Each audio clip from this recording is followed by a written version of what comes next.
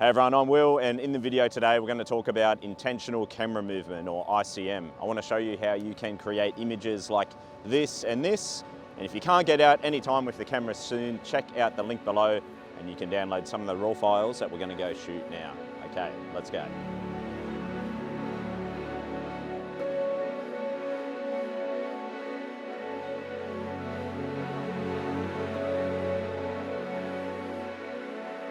So maybe you've come out with your camera, you've been excited about capturing a big colourful sunrise or sunset, and then you end up having a morning like today where there's not a single cloud in the sky. You're going to get minimal colour, you're probably going to be a little bit disappointed. I know I would have been once upon a time.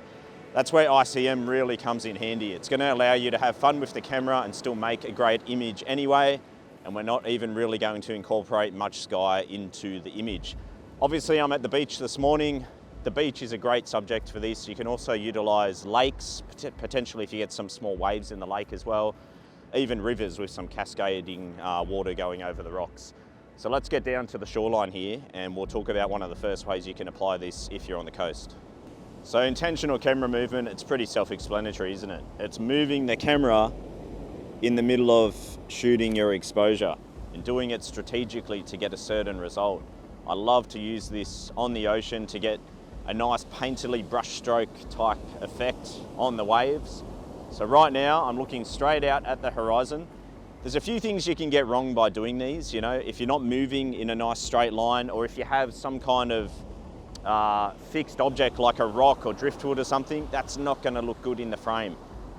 Sand, water, sky is basically what I aim for, or sometimes just water only. So for this one I'm looking straight at the horizon and it's all in the hips, all right? You got to just gently move yourself left and right and essentially pan as you're shooting. But what about the settings? Typically you want to keep the ISO low, it's a no-brainer. The f-stop is almost irrelevant. All that matters is the shutter speed, and the shutter speed in conjunction with the speed of your panning. So at the moment, I'm looking out now, and just given the light that we've got this morning, I'm on ISO 100, f10 and 1/4 of a second. I want to be on 1/4 of a second. I'm finding that speed is quite nice. And all I do then is focus and move, and then I shoot. So I commence my movement before I push the shutter. If I'm not liking the result, I'll either slow down the movement and analyze the result again, or maybe I'll adjust the shutter speed. So I'll do a few at 1/4 of a second now. So with the framing, I like to get layers. I don't want to just have the water and sky like a shot like this. So I want to try and incorporate some sand down there as well. I'll even potentially do a vertical frame to fit more sand in. But then the process is basically I'll move off to the side, I'll fix my focus, and then I start panning along like so, and then I would shoot when I more or less line up front on with that horizon. Trying to time it with some interesting waves and even some of the whitewash that you can see rolling up on the shoreline now. It's definitely something that you could either nail it first go, or you'll sit here and take 50 before you get one you like. It's really hard to predict. The whole key is to just keep shooting different frames, experiment, and have fun as you're doing it. So that's probably the more traditional way I'll do these ICMs, but you can also really zoom in and concentrate on the wave and the water texture itself. So we're going to walk down the beach now to where the waves are breaking. We'll get a nice side-on perspective and zoom in a lot tighter and try and pick up those little water textures and flicks of the wave as it curls over.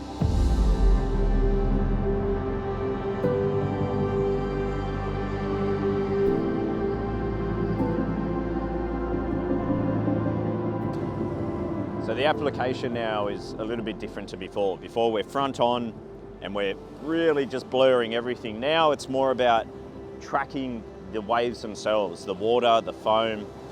You can really isolate different parts of the ocean itself, and then panning along with it, and then shooting just as something interesting happens, typically as the wave starts to curl over. With the settings now, I also don't like to be too slow on the shutter speed. I like to sit around 15th of a second, 20th of a second. That way the water's not getting too blurred. We're getting like a nice, soft, sharp type texture on the water itself. And then it's all in the timing, just timing it as it curls over.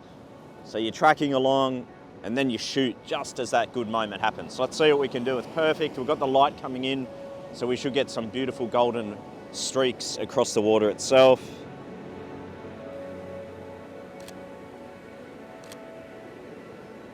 So you've obviously probably noticed I'm using a telephoto lens. This is a 100 to 400 mil. You can do this with a mid-range, 24 to 70, but obviously it's much easier when we're doing these wave ones in particular to be able to zoom in tight. The shots we did earlier on, 24 to 70 is great for that. Basically, I wouldn't really use a wide angle for these ICMs.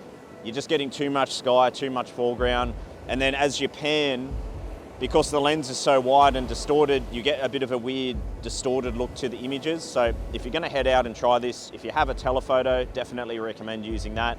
Otherwise, a mid-range zoom is good as well.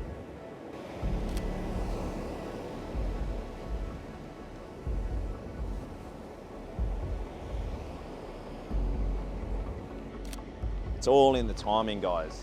Just gotta be patient. I just zoom in, and then I just sit on a bit of swell, and then I just follow it along until it's about to do something nice.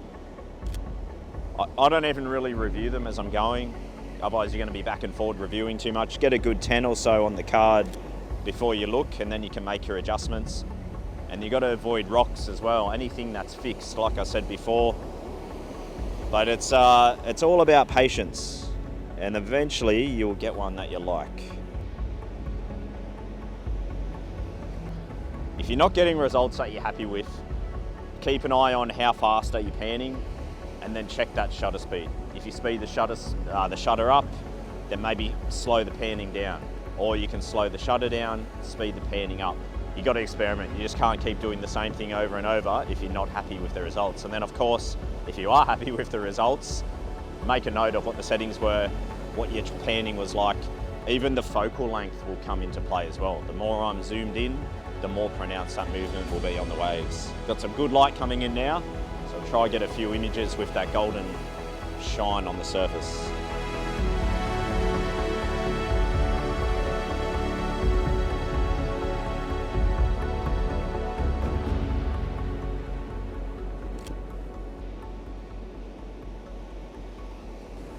All right guys, thanks for viewing the video. Hopefully you can get out and try this sometime soon. And if you can't, in the meantime, don't forget to download those raw files, and I'd love to see the edits that you can do on them. Thanks for viewing the video, and I'll see you on the next one.